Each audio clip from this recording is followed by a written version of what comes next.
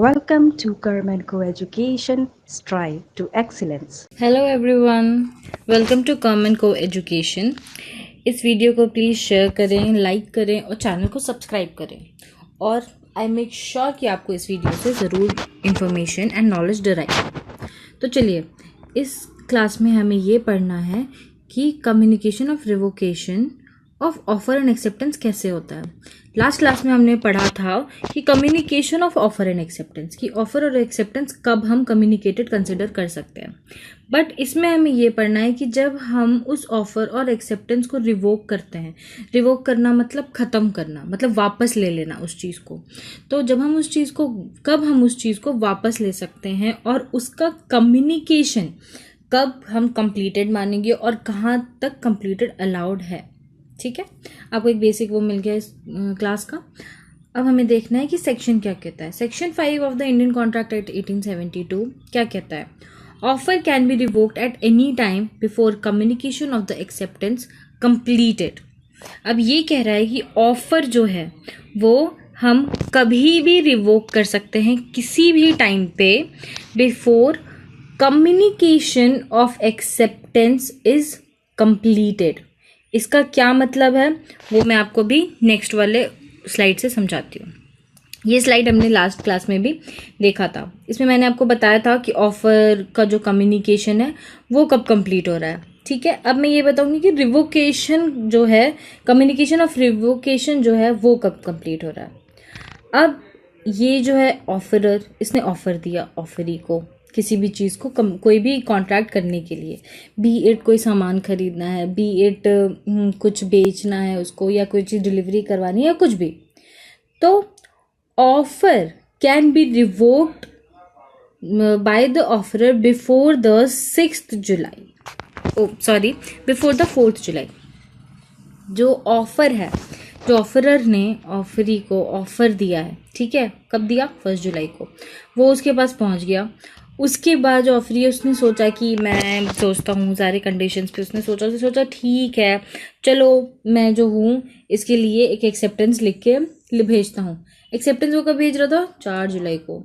लेकिन अगर इससे पहले, उसके एक्सेप्ट करने से पहले, अगर ऑफरर जो है वो ये दिमाग में ये कंडीशन क्लियर कर लेता है कि नहीं, ये कॉन्ट्रैक्ट नहीं हो सकता due to any reason, maybe उसको वो ऑफर नहीं करना हो, या फिर वो किसी वजह से पॉसिबल नहीं हो अब, या फिर उसका प्राइस, कुछ भी हो सकता है, एनी रीज़न, जिस भी वजह से जो ऑफरर है उसको अगर मना करना है, रिवोक करना है, वापस लेना है अपने ऑफर को, तो वो उसको ये 4 जुलाई से पहले लेना होगा। क्यों? क्योंकि 4 जुलाई को जो ऑफरी है वो अपना एक्सेप्टेंस का जो कम्युनिकेशन है वो स्टार्ट करने जा रहा है, वो एक्सेप्टेंस करने जा रहा है उस कॉन्ट्रैक्ट का जो ऑफरर ने उसको ऑफर किया था। ठीक है, आपको क्लियर हो गया ये? अब हम पढ़ेंगे कि सेकंड चीज़ क्या है। सेकंड है revocation of acceptance can be made at any time before communication of acceptance is completed. This is very similar to that कि रिवोकेशन जो है ऑफर का वो कब हम कर सकते हैं, और रिवोकेशन ऑफ एक्सेप्टेंस जो है वो भी सेम मैनर में ही कंसिडर होगा। ठीक है, तो इसके लिए भी मैंने एक चार्ट बनाया है जो हमने लास्ट वीडियो में भी देखा था। वो ये था कि कम्युनिकेशन जो है एक्सेप्टेंस की वो उसने दे दी ऑफरी ने कि हाँ ठीक है, मुझे ये वाला एक्सेप्टेंस है आपके कॉन्ट्रैक्ट के लिए, मैं एक्सेप्ट करता हूँ आपका contract due to according to your condition, जो भी कंडीशन आपने बोली है उस पर मैं एक्सेप्ट कर रहा हूँ उस चीज़ को। ठीक है, तो इसने कब भेजा उसको? 6 जुलाई को उसके पास पहुंच गया। ऑफरी ने बोला कि ये 6 जुलाई को उसने लेटर लिखा और वो पहुंच गया ऑफरर के पास कब? 8 जुलाई को।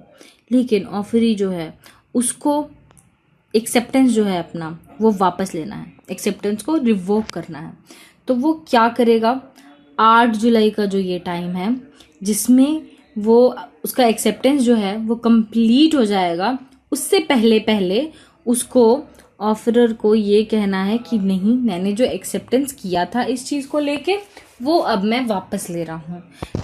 क्योंकि अगर एक्सेप्टेंस उस तक पहुंच जाती है तो वो एक प्रॉपर कम्युनिकेशन हो जाएगा, वो एक अग्रीमेंट बन जाएगा, ऑफर एंड एक्सेप्टेंस हो जाएगा उस बात का। तो अगर उसको अपना ऑफर जो है, उसको जो अपना एक्सेप्टेंस है वो रिवोक करना है, तो वो इस टाइम से, इस डेट से पहले पहले करना होगा।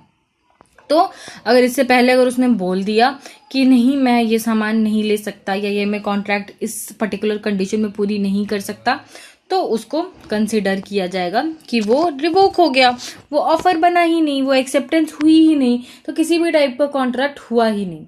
लेकिन अगर वो इसमें एक्सेप्टेंस पूरी हो जाती है उसकी और उसके बाद वो मना करता है, तो उसके बाद बहुत सारी चीज़ें अराइज हो सकती है, बहुत सारे कंडीशंस अराइज हो सकते हैं, जिसके अंडर जो भी ऑफरी है या फिर इन द अंदर कंडीशन अगर ऑफरर है तो उसको बहुत सारे डैमेजेस पे करने पड़ेंगे। हो सकता है कि आपने उसको एक्सेप्टेंस दे दी, उसकी वजह से वो किसी और को ये चीज़ बेच देता अपना सामान, या किसी और के साथ कॉन्ट्रैक्ट कर लेता, लेकिन उसने नहीं किया। क्यों नहीं किया?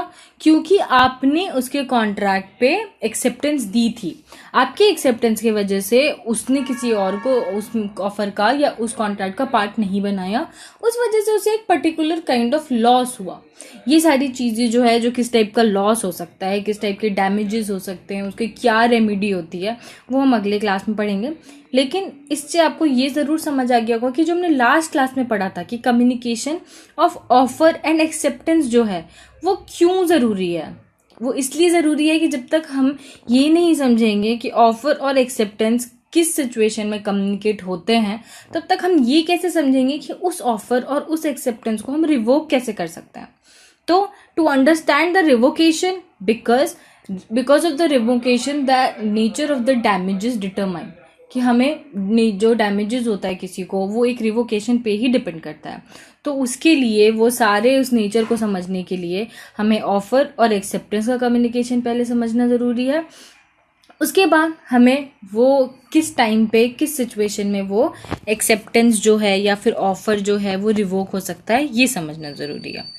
अब इसके कुछ कुछ चीज़ें हैं जो कि हमें पढ़ना है। कि हमने ये तो समझ लिया कि इसको रिवोक करना है, बट कैसे रिवोक करना है, रिवोक करने के भी कंडीशंस होते हैं। It has to be revoke through the faster means of the revocation communication, sorry. तो हम जिस भी मोड से अगर कम्युनिकेशन कर रहे हैं, बी इट अगर हम लेटर लिख रहे हैं, किसी को कहते हैं कि उसने एक एक्सेप्टेंस का लेटर लिख दिया कि हाँ मैं ये एक्सेप्ट कर रहा हूँ, बट उसको रिवोक करना है, तो अगर हम दूसरा लेटर भेजते हैं तो ऑब्वियसली वो लेटर जो पहले वाला लेटर है उससे लेट पहुंचेगा, तो हमें उससे किसी फास्टर मीन्स के थ्रू ही उसको भेजना होगा। अगर हम लेटर पोस्ट कर रहे हैं तो अगर हम ईमेल करके उसको लिखते हैं कि ये जो चीज़ है मैं नहीं कर सकता हूँ, ईमेल उसके पास पहले पहुँच जाएगी। फैक्स कर सकते हैं, या फिर हम उसको फ़ोन करके बोल सकते हैं कि मैंने तो आपको कम्युनिकेशन कर दिया था एक्सेप्टेंस का, बट मैं अब उस कॉन्ट्रैक्ट को पूरा नहीं कर सकता हूँ ड्यू टू XYZ रीज़न। तो उसके पास जब वो लेटर पहुंचेगा उसके पहले आपका रिवोकेशन उसके पास पहुंच जाना चाहिए। तो ज़रूर ये एक बहुत ही कॉमन सी बात है, कॉमन सेंस वाली बात है कि फास्टर मीन्स होना चाहिए उसको रिवोक करने का। अब सेकेंड क्या है, effective modes of revocation will be different in the different situation. Obviously जैसे मैंने एक सिचुएशन आपको बताई कि अगर उसने लेटर लिखा है तो उस सिचुएशन में वो उसको मेल कर सकता है, या फिर उसको फ़ोन कर सकता है, या फिर उसको फैक्स कर सकता है। बट अगर मेल के थ्रू ही अगर मैंने किसी को एक्सेप्टेंस भेजी है, तो फिर मैं क्या करूँगी? मैंने उसको मेल कर दिया, बट जब तक उसने मेल को खोल के देखा नहीं है, उसने पढ़ा नहीं है, तब तक वो जो एक्सेप्टेंस है वो कंसिडर नहीं होगा कि वो एक्सेप्टेंस है। तो उस सिचुएशन में मैं उसको फ़ोन करूँगी, फ़ोन करके बताऊँगी। या फिर अगर मैंने फ़ोन के थ्रू बोला है तो उसके बाद with in a particular time, कि आप बिल्कुल इस पर मतलब एक पर्टिकुलर टाइम में, एक रीजनेबल टाइम पे आप उसको फ़ोन करके मना कर दें कि नहीं मुझसे ये कॉन्ट्रैक्ट नहीं हो पाएगा। ऐसा नहीं कि आप बैठे हुए हैं 1 महीने बाद और कह नहीं अब तो मुझसे ये चीज़ कंप्लीट नहीं हो पाएगी, तब there will be a rise of the damages. तो जो इफेक्टिव मोड ऑफ रिवोकेशन होता है वो हर सिचुएशन में अलग होगा। हम कोई ये नहीं कह सकते कि इसी मोड में ये अलाउड है या इसी मोड में हम इसको रिवोक कर सकते हैं।